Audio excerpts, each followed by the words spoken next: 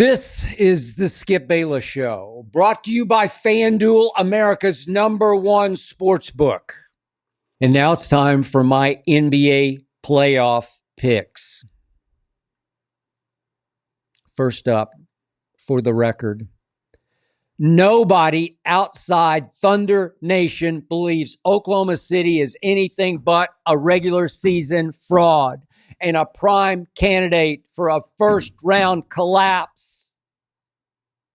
I do not believe that. But yes, I grew up in Oklahoma City. I still can't even believe Oklahoma City has a pro basketball team after I grew up with only minor league hockey. So you can disqualify me if you must. You can condemn and dismiss me for thinking only with my heart.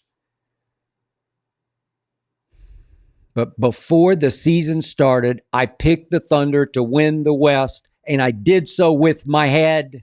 My brain told me SGA would be MVP. Boom. So I picked that too, and my brain told me this year's finals would be Thunder Celtics, so I went with that. But just to be emotionlessly objective at that point, I went with Boston in 7 over my hometown team because, well, I thought the Thunder would need to develop just a little bit of scar tissue from this year's first finals experience. Obviously, 2012 Thunder, the baby Thunder then of KD, Russ, and James Harden got there, lost to the Heat in 5. LeBron's Heat. It's about damn time, LeBron. But now that I've seen this Thunder team and this defending champ Celtic team for all 82 games, I'm here to announce I'm switching my pick. Call me a homer if you want, but I believe I'll hit a home run. I'll hit a home run with this switch. Thunder over Celtics in 7. You heard it here first. Why, you ask? The numbers scream, why? The Thunder just won a stacked Western Conference. Remember, Phoenix didn't even make the play-in tournament, didn't make the playoffs. They won it by 16 games. That's the all-time NBA record for winning a conference by games. 16 games they won the Western Conference by. Phoenix didn't even make the playoffs. The Thunder shattered the all-time record for average point differential per game.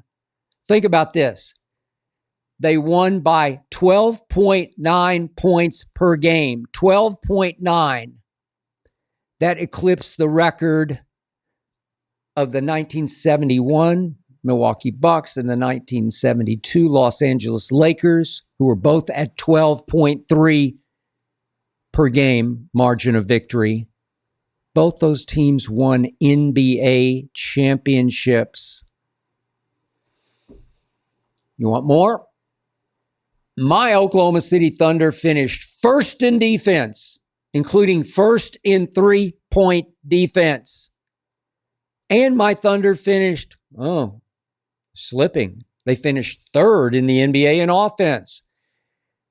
That includes first in the NBA in all-important free throw shooting, which tends to come to pass in the playoffs. You make them or you miss them. You advance on free throws. They're called free for a reason. Shai Gilgeous-Alexander finished first in scoring in the NBA.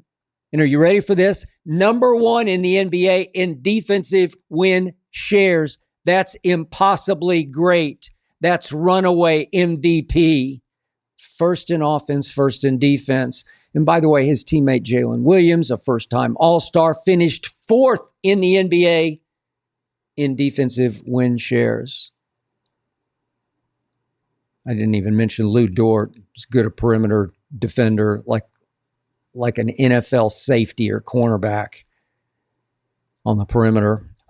Help me out here. What's not to like about the Thunder? Okay, so they're only 6th in the NBA in three-point shooting. Not terrible, but obviously they're not first. But They are only 12th in rebounding, though. Have you noticed that Isaiah Hartenstein has given my Thunder a mountain of a man in the middle?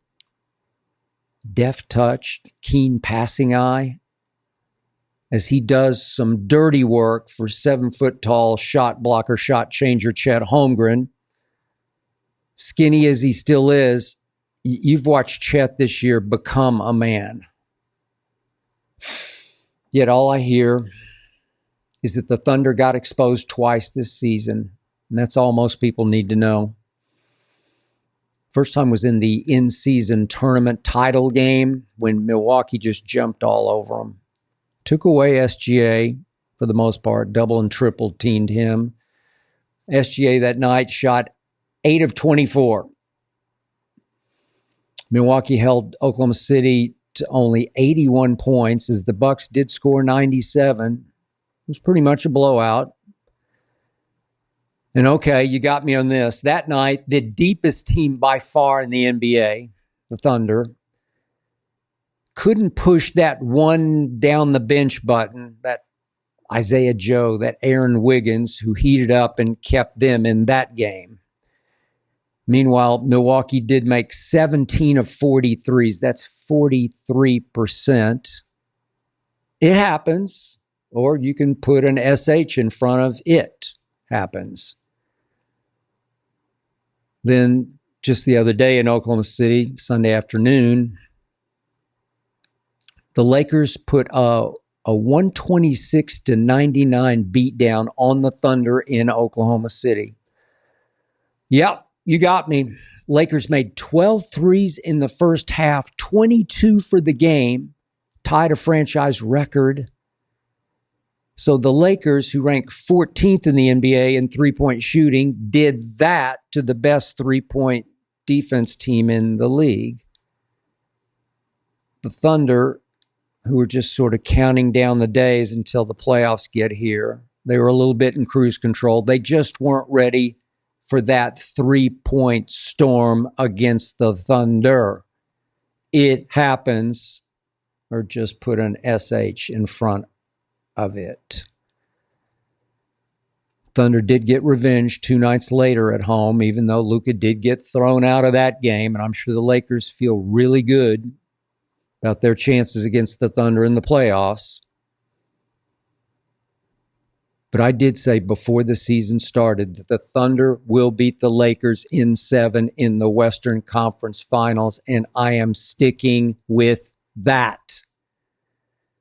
But I obviously didn't know this would be Luka and LeBron instead of Anthony Davis and LeBron. I also predicted that Luka's Mavericks wouldn't make it back to the NBA Finals, wouldn't even make it back to the conference finals because of Luka's three-point shooting. And I'm also sticking with that. Against the Thunder, Luka will take and miss way too many threes. Remember, I said this. This season, Luka did shoot 36.8% from three, which ranked 99th in the NBA. Yet he averaged 9.6 attempts per game. That's 4th in the NBA. Almost 10 a game. I just don't like that math.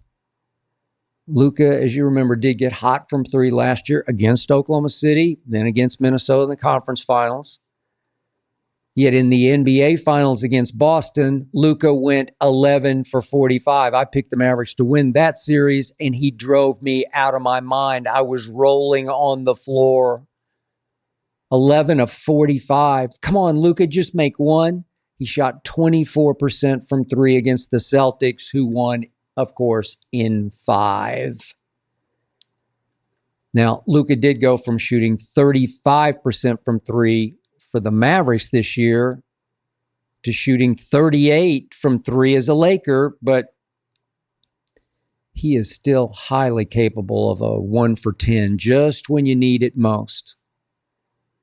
Just remember, Laker Nation, remember I said this. I give you this. The Lakers are now the most fun team in the league to watch. Just captivating, enthralling, must-see TV featuring what I've already called again and again, the greatest three-guard backcourt in NBA history. You've got two all-time great passers, obviously Luka and LeBron, and one very good one in Austin Reeves, now a full-blown star who also serves as the Lakers' closer in a shock to me, but he is.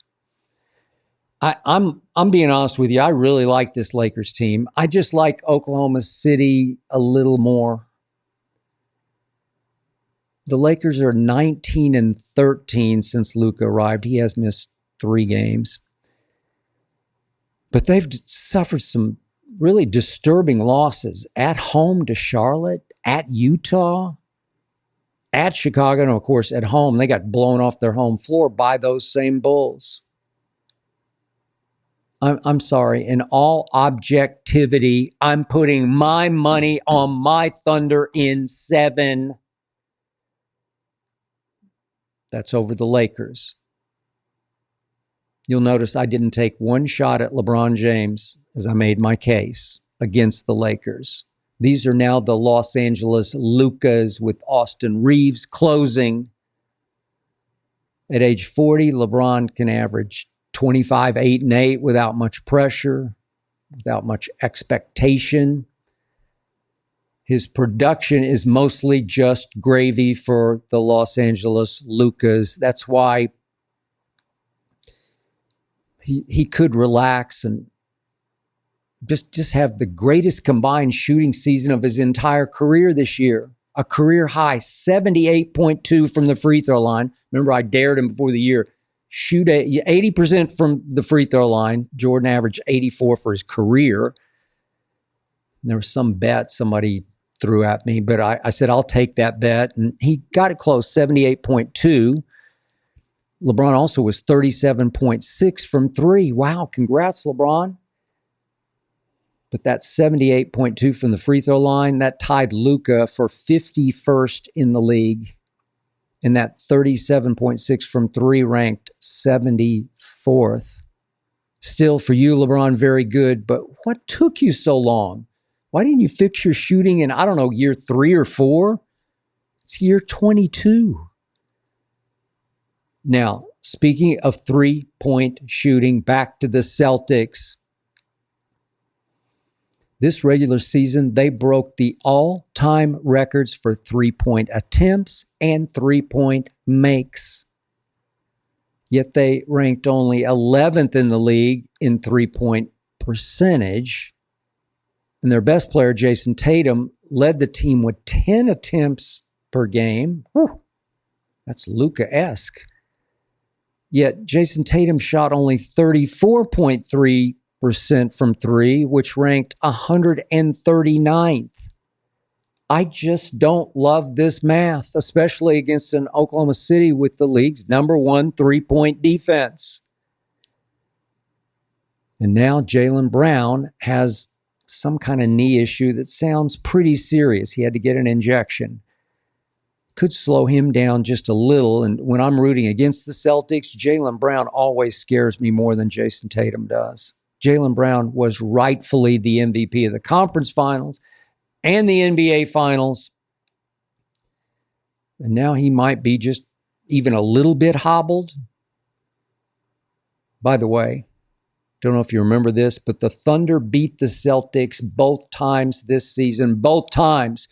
January 5th, Thunder beat the Celtics by 13 in Oklahoma City as SGA went 33-9-6. Thunder went 16 of 38 from 3. That's 42%, while the Celtics went 9 of 46. Ouch, 19.6%. Aha, there it is. That can happen against the league's best three-point defense. Then on March 12th in Boston, Thunder won by 6 as SGA went 34-5-7. And Chet Holmgren chipped in 23 points and 15 big boards. Celtics that night went 20 of 63 from three. 20 is pretty good, but 63 isn't. That's only 31.7%. And by the way, just a quick note on the Thunder against all the Eastern Conference. The Thunder went 29-1 against the East, did lose at Cleveland by 7, as Cleveland did shoot 42% from three that night. But 29-1 against the East? Are you kidding me? But yeah, you got me in the in-season tournament final, the cup final, that didn't count. They got spanked by the Milwaukee Bucks. You got me on that one. So, speaking of the East, I will give you Celtics over Cavs in 7. That's, of course, in the East Finals. Nobody else in the East is going to threaten these two. Not the Knicks, not the Pacers, not the Bucks. Dame is iffy with his problem, health problem. But I do have Thunder over Celtics in 7 in the NBA Finals. And by the way, right now the Thunder are slightly favored over the Celtics to win it all. So I'm not exactly stumbling out onto the end of the limb with this pick, even though I'm sure you don't buy it.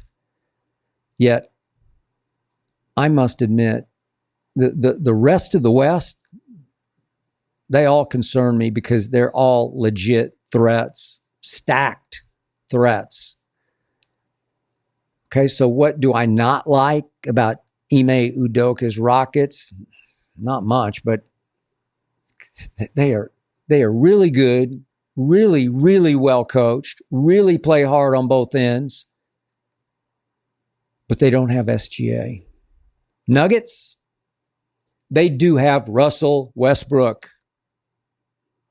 And I just don't think a team will last long in the playoffs playing Russell Westbrook, especially at this stage and age, almost 30 minutes a game as the Nuggets have been. Just too many turnovers, too many out-of-control decisions, too many missed threes, too much Russ chaos. Remember I said this. T-Wolves, they're loaded. I definitely like them better with Julius Randle instead of Karl Anthony Towns. They're just a little mentally tougher. But it comes down to this. Ant-Man is not SGA, and he's definitely no Baby Jordan. I love his commercials. I love his energy. I do not fear him in big playoff games. Warriors? I must admit, they've definitely been better than I thought with Jimmy Butler. But I did watch the Clippers beat the Warriors in San Francisco in Sunday's playoff for the playoffs game. Man, Steph had a killer late turnover in regulation and a killer late turnover in overtime. Did have a great shooting game. He made 7 of 12 threes. But I'll swear, Steph Curry has had more old man games at age 37 than LeBron has had at 40. LeBron actually plays younger than Steph right here, right now. I think Steph is capable of a playoff dud when you least expect it and when Dub Nation least needs it. Which brings me to my Western Conference dark horse. I don't know if you've noticed, but this team has won 8 in a row, 18 of its last 21. That's pretty great. A team whose record over the last 21 games is second only to the Thunder and the Celtics. A team with the NBA's best coach, Ty Lue. I'm talking, of course, about the Clippers. I know for a fact Kawhi's knees are as healthy as they've been in a couple of years, and he is in the best shape I think he's ever been in of his life. Just a fitness beast. Kawhi had 33 Sunday at Golden State, and James Harden, had a blast from the past game. He had 39 big points in a big game. Big Zoo had 22 and 17 rebounds. He's fourth in NBA rebounding, and he's sixth in defensive win shares. It's a force. Norman Powell is a professional scorer. And Chris Dunn, have you checked him out? Once the fifth overall pick, he's given the Clippers a grit and a defensive toughness and energy and savvy that Paul George couldn't, not at this stage in age. Bogdanovich, as a Clipper, is shooting 50% from three. He's 41 of 82. Ben Simmons, remember him? He's giving the Clippers 17 quality minutes on both ends of the floor a game. This team is scary. But one thing I've learned about James Harden is that in the biggest playoff series, when you least expect it, least need it, Harden will go Houston James, and he'll leave you wondering why you ever trusted him after another one of those 6 of 24 from the floor games and 2 of 13 from three. You Houstonians will remember those games all too painfully. So can you hear that distant thunder? It's coming for the West. Then it's coming for Boston. Book it. Laugh at it. Regret it. And yeah, you're right. It's time for the Thunder to validate it. To validate the greatest regular season any NBA team has ever had. Ever. And my Thunder will validate. Remember this date.